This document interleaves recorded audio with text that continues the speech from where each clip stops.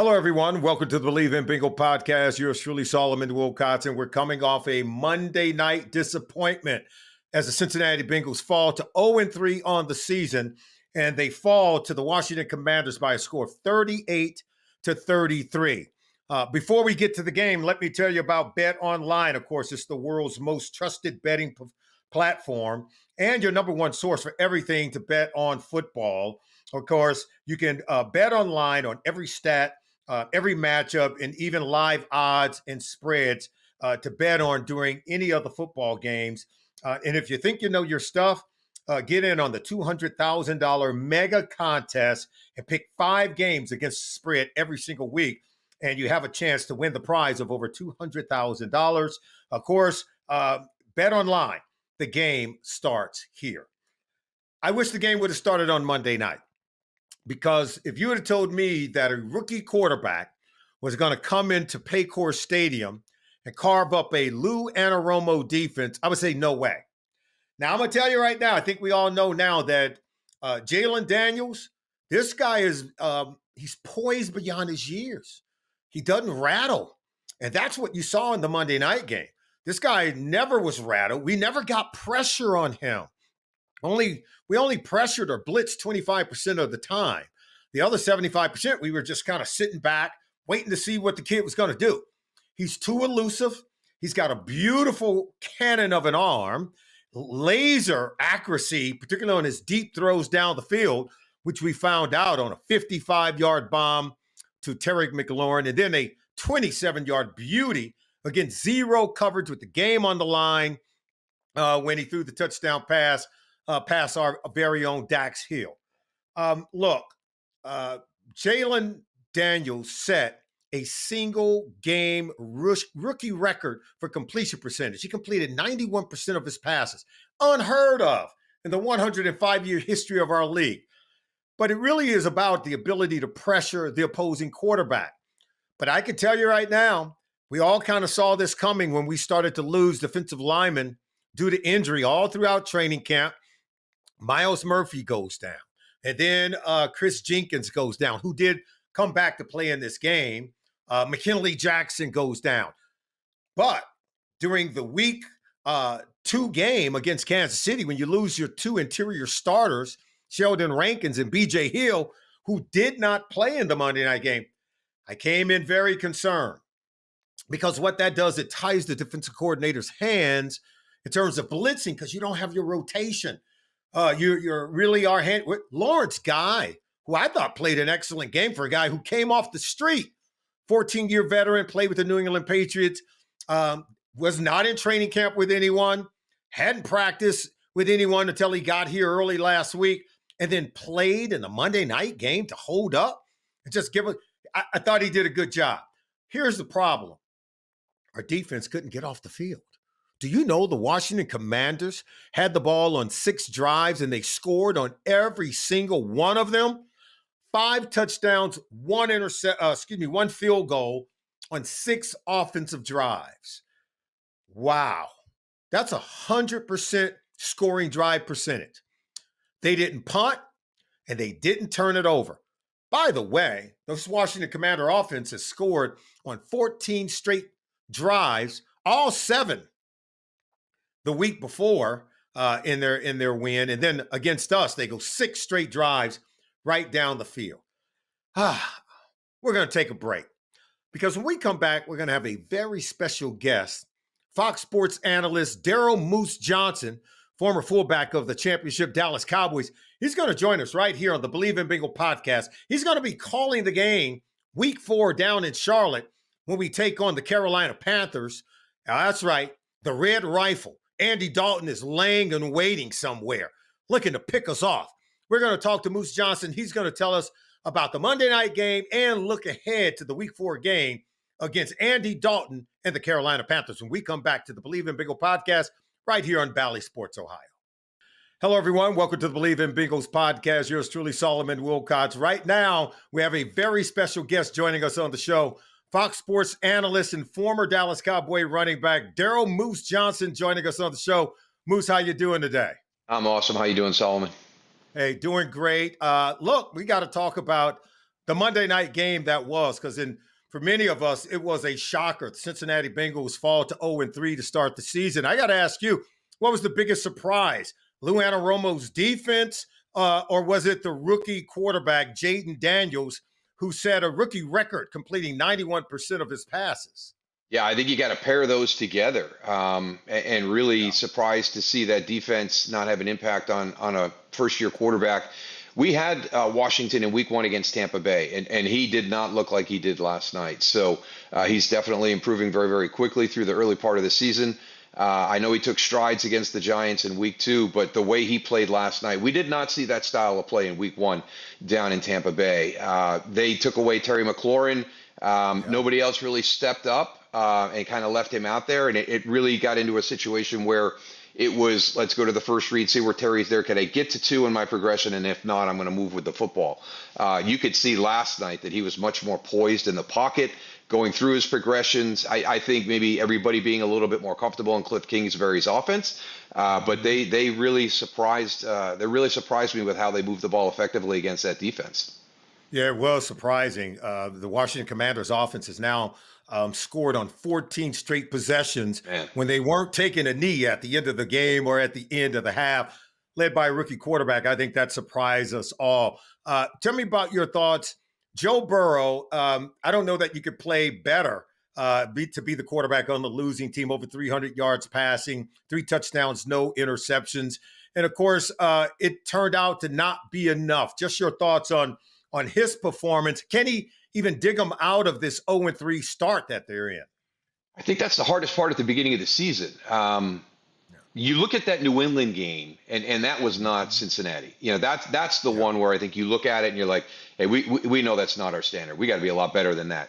How they played in Kansas City, how they played at times last night, I think the biggest thing is that complementary component. It's just not there right now. The teams that are getting off to good starts are playing well in all 3 phases. Right now, that's not what Cincinnati's doing. But yeah, I think offensively, you expect to see that growth. I've been very impressed by the running back group. I enjoyed Troy and Joe kind of getting into that a little bit last night. When you make that change, and yet here you go, you've got 2 guys coming in that are very, very productive. So, the run game looks good. I think the big question mark you're going to have now moving forward is right tackle. What is that going to do to the offensive line moving forward during the course of the season in the run game, in pass protection? But this is just one of those situations. We had an 0-2 start one year. We didn't have Emmett. Emmett was not under contract, so we were not ourselves. And it puts so much pressure on you the rest of the year. I mean, that margin of error shrinks dramatically, and that's 0-2 in a 16-game schedule. This is 0-3 in a 17-game schedule. So there is no margin for error for Cincinnati down the stretch. And the bad news is Pittsburgh's gotten off to a good start. Baltimore seems to have righted the ship. So within your division, there's some strength ahead of you as well. And you talked about it. You went back to some of the championship teams that you were on, but you guys were a close-knit group. Emmett came back in after the 0-2 start. You guys hit your stride. What can you say? Because I just think in today's game, if teams are going to play brinksmanship, right, with one of their star players, there's this residual effect, because it seemed like in the beginning, Cincinnati Bengals, for whatever reason, they just didn't have the mojo. They just didn't come together quickly, taking Jamar Chase to the brink and not even signing the contract. It seemed to have a residual impact on the rest of the football team. Just your thoughts on that. I agree 100% with you. Let's do a nice little parallel here, right? The Dallas Cowboys, they string CeeDee Lamb out. They string Dak Prescott out.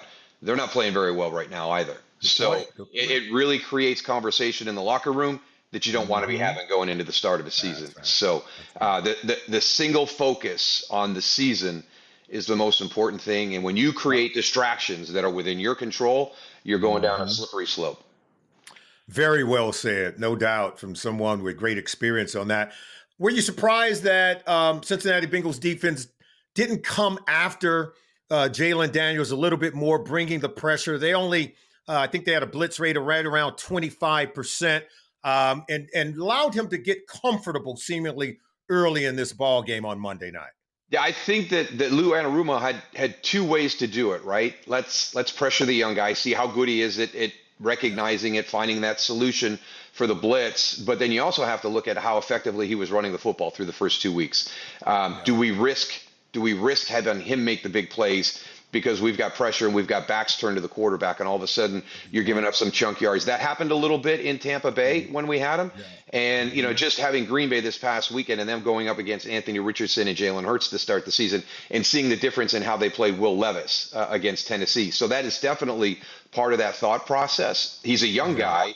We think we can confuse him at times, but the one thing we don't want to do is all of a sudden give him the opportunity to make big plays with his legs, and now he gets that confidence up, and all of a sudden we've got a very confident, athletic quarterback that we're going against. Yeah, it's almost like because they didn't apply the pressure, he grew comfortable as the game went on, and boy, did he make some big-time throws that we aren't accustomed to seeing from rookie quarterbacks. Moose, you're going to be calling the game Week 4, Cincinnati Bengals on the road against the Carolina Panthers. The red rifle that is Andy Dalton. Remember, he was drafted by this Bengals team back in 2011.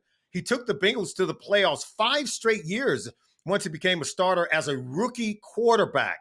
However, in 2019, Zac Taylor's very first season as the Bengals head coach, after going 0-8 to start the season, they benched him on his birthday, Moose. You and I both know quarterbacks never forget. And Andy Dalton, I think he's kind of polishing up that rifle a little bit. What are you expecting in this game? There's going to be great storylines around it, as you well know. And he's a real competitor. You know he's going to try to give the Bengals his best shot. What do you anticipate? Yeah, I tell you what, Cincinnati couldn't have caught Carolina at a worse time. The first 2 weeks, it's just dysfunction in that organization.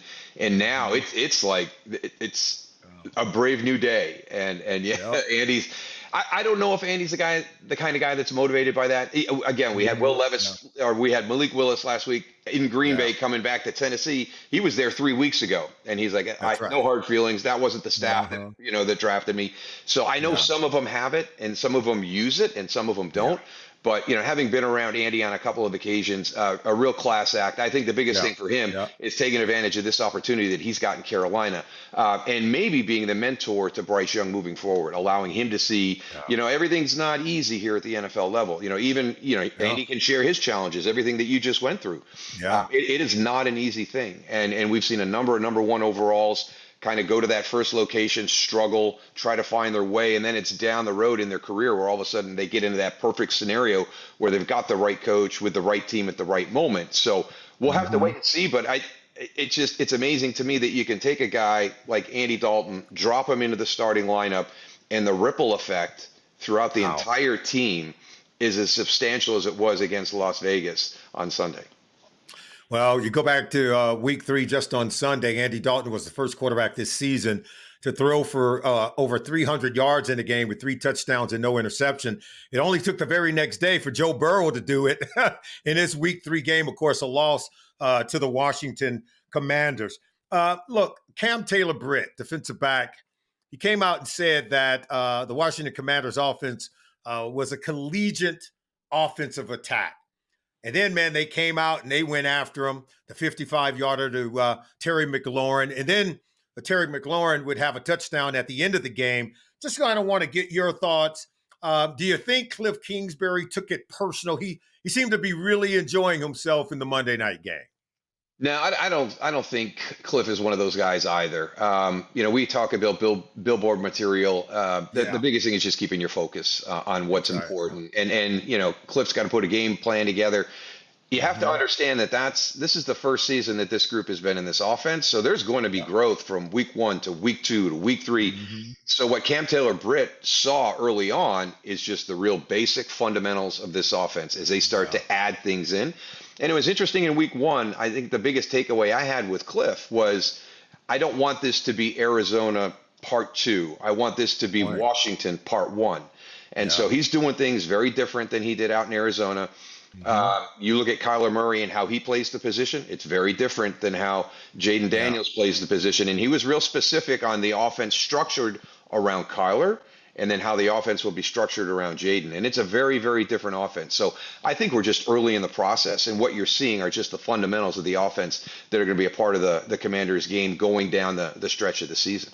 Do you get the sense of, one last question before we let you go, that the passing attacks are just now beginning to sort of meld together. The lack of chemistry that we saw maybe week 1, week 2, all that starting to fade. Seems like the offensive passing attacks around the National Football League are now beginning to gel, and we're starting to see some really good football. I don't know if you believe this one, Solomon, but this has always been one of my true beliefs: is the defense is always a little bit ahead of the offense, and it's from the entire offseason, right? You get to training camp, they seem to hit the ground running, and then the offense is playing catch up. Then you transition into the regular season. Week 1, the defense comes out and they're kind of carrying some of the teams around the league, and that offense is just trying to catch up a little bit. I mean, we're watching Kansas City, back-to-back Super Bowl champions. The amount of turnover and the roster change that you have from year to year creates a learning curve, regardless of what you have in place. Because I think one of the big things that I've seen in the NFL over the last few years is more of that, hey, we've got to find out exactly what's the best fit for us within the structure of this offense, within the structure of this defense.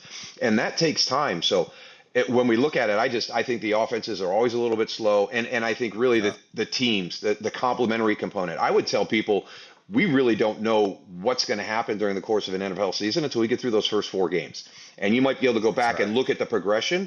And Cincinnati is 0-3, but Cincinnati has been getting better. When you watch them on film, they're getting better. Now, the big one is week 1. They did not come out and play to their standard. But then you hit a Kansas City team, and the way that game ended, and now you've got Washington, and the way that Jayden Daniels was able to win that one in the last few seconds. Every game is precious. Every game is important, and you cannot let one slip through your fingers. And right now, Cincinnati's got a really, really tough road in front of them, because I think you would talk to them and they say we should be 2-1. Probably that New England game, you go back to it, we weren't ready for it, and you could say we probably should have won that, but not the way that you played. So maybe Kansas City and maybe Washington are the 2, but you didn't. You didn't. And the reality is you're 0-3 in a tough competitive division, and you have no margin for error moving forward. And you know it. In the NFL, you gotta earn what you get. There are no gifts. There's no homecoming games. There's no easy week in the National Football League. Daryl Moose Johnston, you're the best, my friend. Thank you for joining us on the Bleav in Bengal podcast. All the best to you, okay? Always great to catch up with you, Solomon. Take care. Enjoy football. All right. Okay, thank you. Welcome back to the Bleav in Bengal podcast. Right now, it is time to talk about our Performer of the Week, brought to you by French Creek Roofing, Greater Cincinnati's choice for roofing, windows, and siding. Of course, if you're looking for Performer of the Week, week 3, in a loss to the Washington Commanders, all you got to do is look at what Joe Burrow did in this game. He was phenomenal. Phenomenal. Cincinnati Bengals scored on 6 of their 7 possessions in the game. The only time where they didn't score is when Evan McPherson missed the field goal attempt, one that he should have easily made. But the Cincinnati Bengals would score on 6 of their 7 drives, 4 touchdowns, and, of course, a field goal. I thought Joe Burrow was excellent in this game. He could not have been better, throwing for over 300 yards in the game, 3 touchdowns, no interception. He becomes only the second quarterback to throw for 300 yards, 3 touchdowns, and no interceptions in a game so far in the 2024 season. The other quarterback to do it, the first to do it, was Andy Dalton in his week 3 win against the Las Vegas Raiders. And now Andy Dalton and Joe Burrow is going to meet week 4. That's going to be a very interesting game. But look, here's what Joe Burrow did. Look, he led the Bengals in a way that I thought was just phenomenal. He kept the offense on the field. He was trying to answer every time the Washington Commanders score. Do you know the Cincinnati Bengals in the Monday night game, they had 0 turnovers, and they did not punt the football once. They went right down the field and had a chance to score on every single drive. And if McPherson can make the field goal, look, we probably need a few more points down inside the red zone. That would have been good. But Joe Burrow is playing lights out. He's getting better and better each and every week. We don't want to take any teams for granted now. If you can't beat the Washington Commanders, you can't take the Carolina Panthers lightly. You just can't do it. So we congratulate Joe Burrow for being the Performer of the Week. That's right, Performer of the Week, week 3, of course, brought to you by French Creek Roofing. Oh, by the way, you see this hat that I'm wearing? It's called Melon Hats. That's right. You can go to melon.com. That's MELIN.com to get one of these hats. It's one of the most durable hats. The fabric on it is phenomenal. The water doesn't seep through it. It beads right on top of this hat. It is one of the best custom fitting hats that I've ever worn, and it's very durable, and the material is simply phenomenal. Go to melon.com, MELIN.com, to get yourself one of the best caps made on the market. We're going to take a break. We'll be back with more on the Bleav in Bengal podcast right here on Bally Sports Ohio. Hello, everyone. Welcome back to the Bleav in Bengal podcast. Right now, it's time to look ahead to the Week 4 contest against the Carolina Panthers. Of course, this segment is brought to you by Midwest Hospice during what can be some tough and final days for a loved one. If you're dealing with that, we know that it can be very difficult and very overwhelming. Allow the trusted caregivers at Midwest Hospice to help, serving the greater Cincinnati area for over the last 10 years. As we look ahead to the Week 4 game against the Carolina Panthers, guess what? Cincinnati Bengals have a date with destiny against one of their best quarterbacks in franchise history. That's right. The former second-round pick in the 2011 draft for the Cincinnati Bengals, quarterback Andy Dalton, is now the starting quarterback with the Carolina Panthers. Now, you should know, the Carolina Panthers were woeful in their first 2 games this season. Week 3, they were not, because Andy Dalton led the Carolina Panthers to an upset win against the Las Vegas Raiders. Dalton became the first quarterback this season of all the quarterbacks in the NFL to throw for 300 yards in a game with 3 touchdown passes and no interception. The next quarterback to do it, it happened the very next day in the Monday night game, because that's exactly what Joe Burrow did to the Washington Commanders in a losing effort.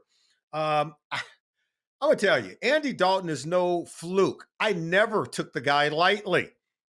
He did something that no Cincinnati Bengal quarterback ever did. After he was drafted in the second round by the Cincinnati Bengals in 2011, he went on to become a day 1 starter as a rookie. He took the team to the playoffs as a rookie, and then he did it for 5 straight seasons. Now, the Bengals never won any of those playoff games when they got there. You and I both know that's a team effort. But the fact that he, at a young age, had the ability to lead a franchise to the postseason in a perennial fashion, year over year for 5 straight seasons, that tells you this guy is not to be taken lightly, Cincinnati Bengals. And I know he's going to have that red rifle all scoped in, looking to take down a Cincinnati Bengals team who desperately needs a win. You guys, and you know it, and I know it too. Nothing would sting more if we were to go out to Charlotte and play the Carolina Panthers and have Andy Dalton send us to 0-4 on the season. Oh my goodness. I can't even think about that happening. But I'm telling you, this guy is capable of doing it. There's no doubt about it. Here's another thing he's got going for him. Think about this. It was Zac Taylor's first year coaching the Cincinnati Bengals, 2019. Andy Dalton's the starting quarterback here with the Bengals that year when Zac Taylor took over. You know, Zac Taylor just trying to work with whatever he inherited. The team started 0-8 that year, and they figured, well, we got to do something different. We got to shake this up. They end up benching Andy Dalton on his birthday. Remember that? The Bengals benched Andy Dalton on his birthday during the 2019 season. They would end up starting Ryan Finley. Didn't go so well, by the way. The Bengals are going to win. They would lose their next 3 games, end up reinserting Andy Dalton back into the lineup because we had enough of Ryan Finley. By the time it was all said and done, we were well beyond the trade deadline. They didn't release Andy, just kept him until the season was over. Then they sent him packing because, of course, we're going to draft Joe Burrow. And now Joe Burrow, the quarterback who replaced Andy Dalton, are going to go at it in Charlotte on Sunday. And man, do we need a win to keep us from falling to 0-4. This is a game, the Cincinnati Bengals, it's become the biggest game of the season. Why? Because it's the next game. And why? It's because we're looking for our first win. If you would have told me we were going to get off to this bad of a start and be looking for our first win when we go take on the Carolina Panthers, from here on out, the schedule gets tough. Right now, we got to start stacking wins. No more trash talking. Let's just get together and play ball. Oh, by the way, Jamar Chase, I see you. Great game on Monday night, my friend. Great game on Monday night. Trey Hendrickson, I really see you. No one plays harder than Trey Hendrickson. We need a few of those. That's what we need. And oh my goodness, say a prayer for our defensive line because we're beat up right about now. I thought Lawrence Guy came in, 14-year veteran, chipped in, man. I don't know how you just joined a team for the week, hadn't been with the team during training camp. Just jump right in the middle and play as well as he did. Got to give him a lot of credit for that. All right, everyone. Hey, we want to thank Daryl Moose Johnston. He's going to be on the call, by the way, for Fox Sports, calling the Bengals Carolina Panthers game on Sunday. So make sure you give him a shout out. He's one of the best. We want to thank him for joining us right here on the Bleav in Bengal podcast. Thank you for joining us as well. Join us again next week right here, the Bleav in Bengal podcast on Bally Sports Ohio. See you next week, everyone.